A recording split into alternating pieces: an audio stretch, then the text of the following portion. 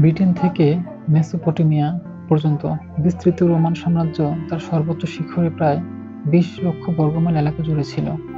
উপরন্তু এর অন্তর্ভুক্ত ছিল ৬ থেকে ৭.৫ কোটি মানুষ, যা তৎকালীন বিশ্বের মোট জনসংখ্যার প্রায় ২০%। তবে এই বিশাল আকারের সাথে বিভিন্ন প্রতিবন্ধকতা ও জটিল ভূ-রাজনৈতিক প্রভাবও ছিল। সুতরাং একটি বহু-মহাদেশীয় সাম্রাজ্য হিসেবে রোমের সম্প্রসারণের অনুসন্ধান এই বিষয়টি স্পষ্ট করে যে কেন এটি প্রাচীন বিশ্বের অন্যতম গুরুত্বপূর্ণ রাষ্ট্র ছিল এবং কেন এর সর্বোচ্চ আকার টেকসই ছিল না। রোমান প্রজাতন্ত্র ৫০৯ থেকে ৮৭ খ্রিস্টপূর্বাব্দ পর্যন্ত স্থায়ী ছিল। একটি নগর-রাষ্ট্র হিসেবে শুরু হয়ে এটি তার অস্তিত্বকালে ব্যাপকভাবে প্রসারিত হয়েছিল। প্রথমে রোম নিকটবর্তী ল্যাটিন শহরগুলোর উপর আধিপত্য প্রতিষ্ঠা করে, যা করতে প্রায় ২০০ বছর সময় লেগেছিল।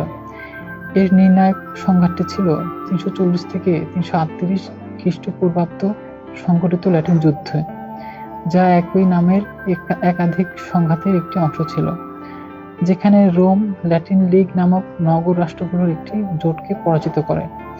রোম শহরগুলোকে ধ্বংস না করে সেগুলোকে তার নিজের জোটে আমন্ত্রণ জানায়, যার ফলে তার সামরিক ও অর্থনৈতিক শক্তি বৃদ্ধি পায়। নিকটবর্তী এলাকা সুরক্ষিত হওয়ার পর রোম মধ্য ইতালির পার্বত্য অঞ্চলের সামনাইদের দিকে মনোযোগ দেয়। ৩৪৩ থেকে ২৯০ খ্রিস্টপূর্বাব্দ পর্যন্ত ধারাবাহিক কয়েকটি যুদ্ধে রোমানরা জয়লাভ করে, যার কারণ ছিল ল্যাটিন যুদ্ধের মিত্রদের দ্বারা শক্তিশালী হওয়া, তাদের বিশাল সেনাবাহিনী এবং উন্নত অবকাঠামো। এরপর রোমানরা দক্ষিণ ইতালির দিকে দৃষ্টি ফেরায়, যা গ্রিক নগর রাষ্ট্র টেরেন্টামের নিয়ন্ত্রণে ছিল। মিলোসিয়ার রাজা ও সেনাপতি পাইরাসের সহায়তায় টেরেন্টাম ২৮০ থেকে ২৭৫ খ্রিস্টপূর্বাব্দ পর্যন্ত রোমানদের পরাজিত করে। তা সত্ত্বেও তারা ব্যাপক ক্ষয়ক্ষতির শিকার হয় এবং নিজেদের অঞ্চল ধরে রাখতে ব্যর্থ হয়। ২৭২ খ্রিস্টপূর্বাব্দে আরগোসে পাইরাস নিহত হন এবং তার কিছুদিন পরে রোম দক্ষিণ ইতালি বিজয় সম্পন্ন করে। এরপর রোম বৃহত্তর ভূমধ্যসাগরীয় অঞ্চলে তার প্রভাব বিস্তার করতে শুরু করে। প্রথম প্রধান পদক্ষেপটি ছিল কার্থেজের মোকাবেলা করা। তিউনিসিয়া ভিত্তিক এই নগর রাষ্ট্রটি উত্তর আফ্রিকা, স্পেন এবং সিসিলির বেশিরভাগ অংশ নিয়ন্ত্রণ করত। প্রথম পুনিক যুদ্ধে ২৬৪ থেকে ২৪১ খ্রিস্টপূর্বাব্দ রোমানরা তাদের নৌ ক্ষমতা বৃদ্ধি করে এবং সিসিলি দখল করে। দ্বিতীয় পুনিক যুদ্ধে ২১৮ থেকে ২০১ খ্রিস্টপূর্বাব্দে কার্থেজীয় নেতা হ্যানিবল ইতালির বেশিরভাগ অংশ ধ্বংস করে দেয় এবং রোমকে বড় ধরনের পরাজয় বরণ করান, কিন্তু শেষ পর্যন্ত তাকে পিছু হটতে হয়। অবশেষে তৃতীয় পুনিক যুদ্ধ কার্থেজকে ধ্বংস করে এবং উত্তর আফ্রিকা সুরক্ষিত করার মাধ্যমে রোমের আধিপত্যকে সম্পন্ন করে। রোম প্রাচ্যেও তার প্রভাব বিস্তার করেছিল। ৩২৩ খ্রিস্টপূর্বাব্দে মহামতি আলেকজান্ডারের মৃত্যুর পর তার সাম্রাজ্য প্রতিদ্বন্দ্বী গ্রিক রাজ্যগুলোতে বিভক্ত হয়ে যায়। শক্তিশালী হওয়া সত্ত্বেও রাজ্যগুলো বিভক্ত ছিল, যা তাদেরকে রোমান হস্তক্ষেপের প্রধান লক্ষ্য পরিণত করে। তাই ২১৪ থেকে ১৪৮ খ্রিস্টপূর্বাব্দ পর্যন্ত ম্যাসিডোনীয় যুদ্ধ নামে পরিচিত ধারাবাহিক সংঘর্ষের সময় রোম ম্যাসিডোনিয়াকে পরাজিত করে এবং কার্যত গ্রিস দখল করে নেয়। এই সময় রোম নিকট প্রাচ্যের একটি প্রধান হেলেনিস্টিক রাষ্ট্র সেলিউসিড সাম্রাজ্যের শক্তিও খর্ব করে।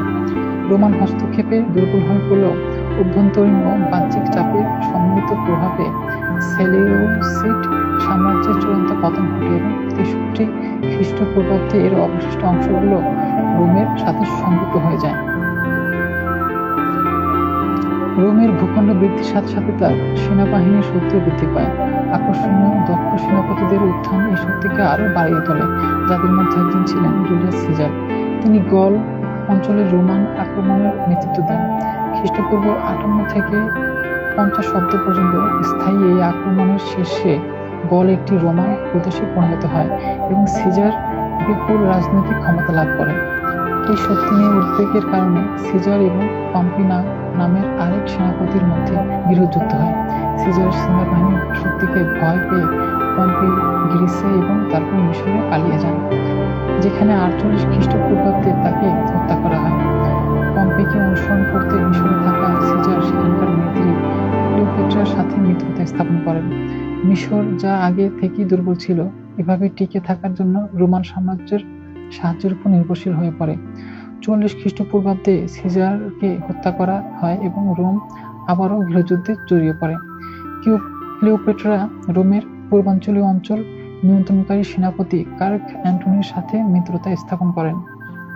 এটি মারাত্মক প্রমাণিত হয়, কারণ 31 খ্রিস্টপূর্বাব্দে অ্যান্টিয়ামের যুদ্ধে তারা অক্টাভিয়ানের সাথে পরাজিত হন।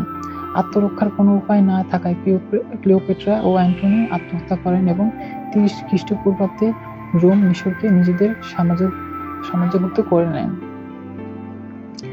মার্ক অ্যান্টনির মৃত্যু এবং মিশর দখলের ফলে রোমের ইতিহাসে একটি গুরুত্বপূর্ণ ঘটনা ঘটে, যা হলো প্রজাতন্ত্র থেকে সাম্রাজ্য রূপান্তর। রোমের অবিসম্বাদিত নেতা হিসেবে গৃহযুদ্ধে অ্যান্টনির প্রধান প্রতিপক্ষ অক্টাভিয়ান 87 খ্রিস্টপূর্বাব্দে নিজেকে সম্রাট ঘোষণা করেন এবং আগাস্টাস নাম গ্রহণ করেন। এখন প্রজাতন্ত্রের বৈশিষ্ট্যসূচক ক্ষমতা ভাগাভাগি এবং ভারসাম্য রক্ষার ব্যবস্থার পরিবর্তে সম্রাটের হাতে চূড়ান্ত কর্তৃত্ব চলে আসে। সাম্রাজ্যের সূচনা রোমের দ্রুত সম্প্রসারণের সমাপ্তিও চিহ্নিত করেছিল। তা সত্ত্বেও কিছু উল্লেখযোগ্য ভূখণ্ডের অধিগ্রহণ তখনও হয়েছিল। উদাহরণস্বরূপ 43 খ্রিস্টাব্দে সম্রাট ক্লোডিয়াস ব্রিটেনের আক্রমণ করেন। জুলিয়াস সিজার এর আগে তার গ্যালিয় অভিযানের সময় এটি করেছিলেন, কিন্তু কোনো ভূখণ্ড দখল করে রাখতে পারেননি। তা সত্ত্বেও সেখানকার মানুষ ও ভূখণ্ড সম্পর্কে তিনি যে তথ্য পেয়েছিলেন তা ক্লাডিয়াসের আক্রমণে অত্যন্ত গুরুত্বপূর্ণ প্রমাণিত হয়েছিল। অবশেষে 84 খ্রিস্টাব্দ নাগাদ রোম আধুনিক ইংল্যান্ড ও ওয়েলসের বেশিরভাগ অংশের নিয়ন্ত্রণ লাভ করে। রোমানদের সর্বশেষ বড় সাম্রাজ্য বিস্তার ছিল মেসোপটেমিয়ায়। 114 খ্রিস্টাব্দে সম্রাট ট্রাজানের পার্থিয়ান সাম্রাজ্য আক্রমণের মাধ্যমে এই সূচনা হয়। রোমানরা আর্মেনিয়া দখল করার পর দক্ষিণে অগ্রসর হয়ে ব্যাবিলন, সেলেউসিয়া এবং টেসিফোন শহরগুলো জয় করে, তবে তারা দ্রুত নিয়ন্ত্রণ হারিয়ে ফেলে। তাদের রসদ সরবরাহ পথগুলো প্রসারিত হয়ে পড়েছিল এবং স্থানীয় প্রতিরোধ এক কনস্ট্যান্ট চ্যালেঞ্জ হয়ে দাঁড়ায়। উপরন্তু অন্যত্র রোমের বিশাল ভূখণ্ডের বিস্তৃতির কারণে আরও একটি অঞ্চল ধরে রাখার জন্য পর্যাপ্ত রসদ ছিল না। তাই ট্রাজানের উত্তরসূরি হ্যাড্রিয়ান রোমান সেনাবাহিনীকে তাদের সর্বপূর্বের অঞ্চলগুলো থেকে সরিয়ে ইউফ্রেটিস নদীর তীরবর্তী একটি অধিকতর সুরক্ষিত অবস্থানে নিয়ে আসেন। রোমান সাম্রাজ্য বিস্তার ছিল একটি 600 বছরের প্রক্রিয়া, যার মাধ্যমে এটি একটি নগর রাষ্ট্র থেকে বিশ্ব পরাশক্তিতে রূপান্তরিত হয়। এই বিস্তারের সিংহভাগই ঘটেছিল প্রজাতন্ত্র যুগে, যখন রোম ইতালি, উত্তর Africa, Spain, Macedonia, Greece, Anatolia, Gaul এবং মিশর নিয়ন্ত্রণ লাভ করে। এরপর খ্রিস্টীয় প্রথম শতাব্দীতে ব্রিটেন বিজয়ের মাধ্যমে চূড়ান্ত স্থায়ী বিস্তার ঘটে।